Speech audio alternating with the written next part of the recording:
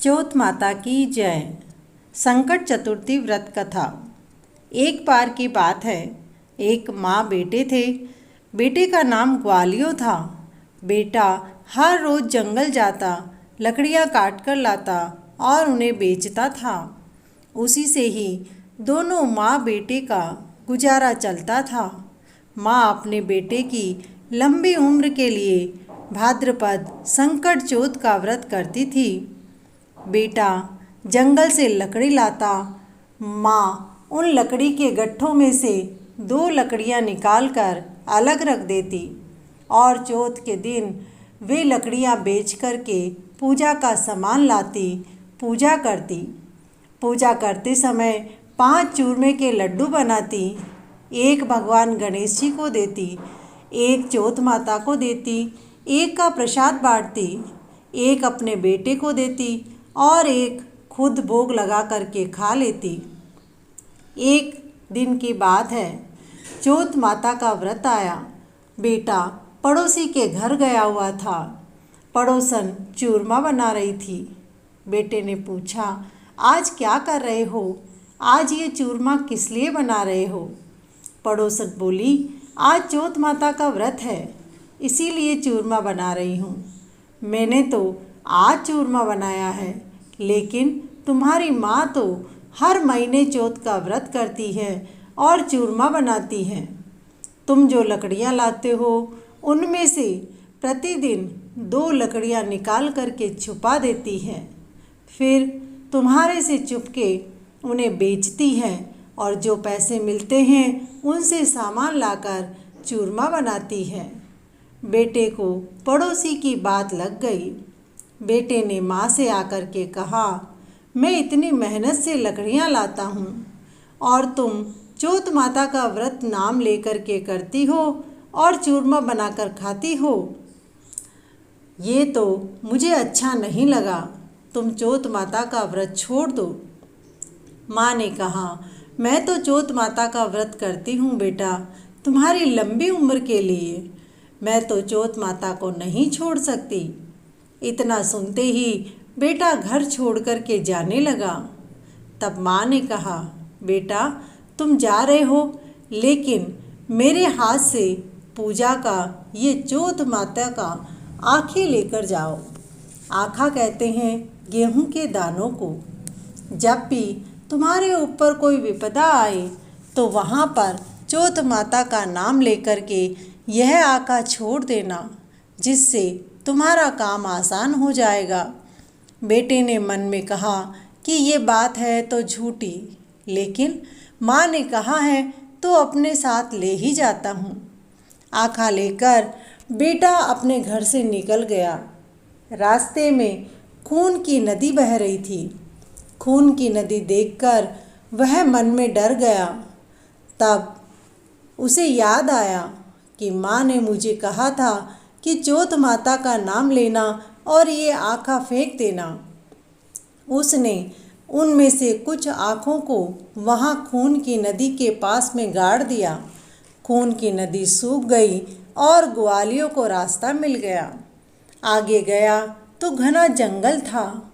जंगल में शेर, चीता, इन सब की डरावनी आवाज़ें आ रही थी। इन सब को सुनकर के ग्वालिया फिर से डर गया। वहाँ भी उसने चौथ माता के आँखा में से कुछ आँखें निकाले और वहाँ पर फेंक दिए। बोले, हे चौथ माता, यदि तुम सच्ची हो तो मेरे रास्ते में आ रही सभी बाधाओं को मिटा दो। इतना कहते ही उसके मन का सारा डर दूर हो गया और फिर आगे बढ़ गया। आगे जाते जाते वहाँ पर एक राजा की नगरी आई। उस नगरी का राजा महीने में एक बार बारी बारी से एक व्यक्ति को बुलाता और उसकी बलि देता था। बेटा घर में गया तो एक बुढ़िया रोती हुई नजर आई। वह लड्डू बनाती गई और रो रही थी। तब ग्वालिया ने जाकर के उस बूढ़ी माँ को पूछा, बूढ़ी माँ, आप क्यों रो रही हो? बुढ़िया ने कहा, आज मेरे पोते का दिन है, क्योंकि राजा एक एक करके बलि देता है। तो अब मेरे पोते की बारी है, आज उसकी बलि दी जाएगी। उसी के लिए लड्डू बना रही हूँ और मन में पोते के लिए दुख भी हो रहा है। बेटे ने बोला कि ये सारे लड्डू मुझे खिला देना और पोते के बदले राजा के आदमियों के पास मुझे भेज देना। अपने बेटे को छुपा लेना, मैं बलि के लिए चला जाऊंगा, लेकिन तुम रोवो मत। आधी रात हो गई, राजा का आदमी आया। ग्वालिया सिपाही के साथ चला गया। सिपाही के आदमी उसको देवी के कुम्हार से आवा में चुन दिया। ग्वालियर ने वहाँ पर भी माँ के आशीर्वाद से दिए हुए चौथ माता के आंखें बड़ी श्रद्धा के साथ गाड़ दिए और चौथ माता को याद किया कि हे चौथ माता, मेरे सामने आने वाले सभी संकट को दूर करना। 3 दिन में ही आवा पककर तैयार हो गया। गांव के 3-4 घर के बच्चे खेलते खेलते आए और कंकर आकर के आवे में डालने लगे। आवे में से आवाज़ आने लगी। सारे बच्चों ने जाकर राजा को इस बात की सूचना दी। आपके आवे में से तो किसी मनुष्य की आवाज़ आ रही है और 3 दिन से ही आवा जल रहा था, लेकिन अब पकने के बाद भी वहाँ से आवाज़ क्यों आ रही है? राजा ने अपने आदमियों को भेजा तो सोना चांदी के कलश वहाँ पर तैयार हो गए। राजा के सिपाही कलश उतारने लगे।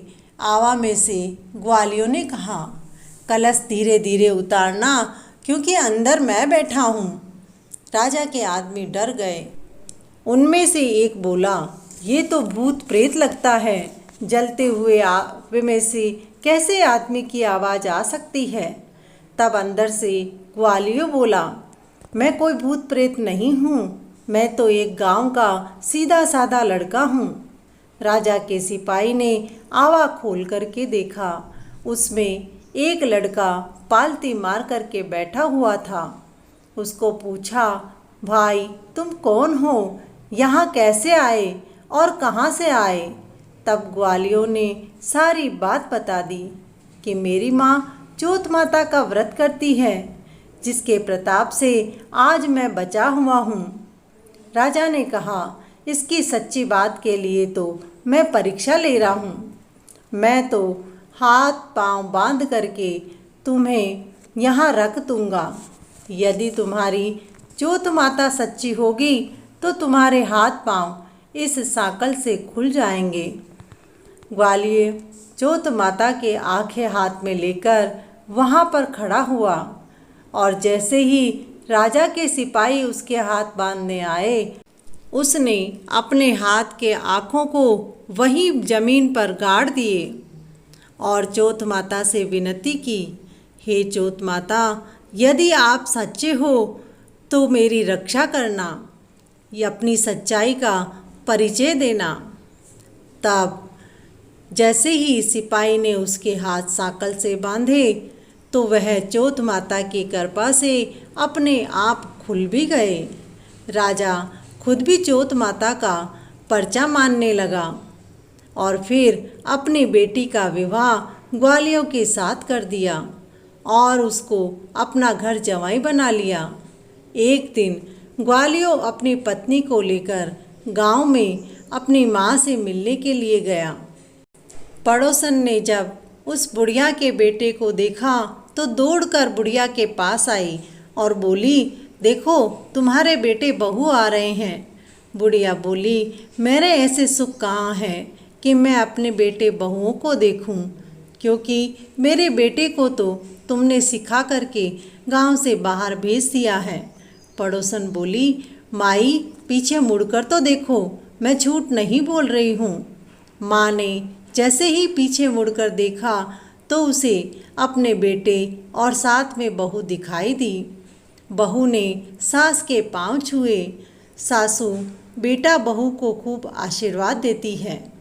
फिर बेटा माँ से कहता है, माता तुम्हारे चौथ माता का पर्चा बहुत अच्छा है, हर पल हर जगह हर क्षण मेरी रक्षा की है।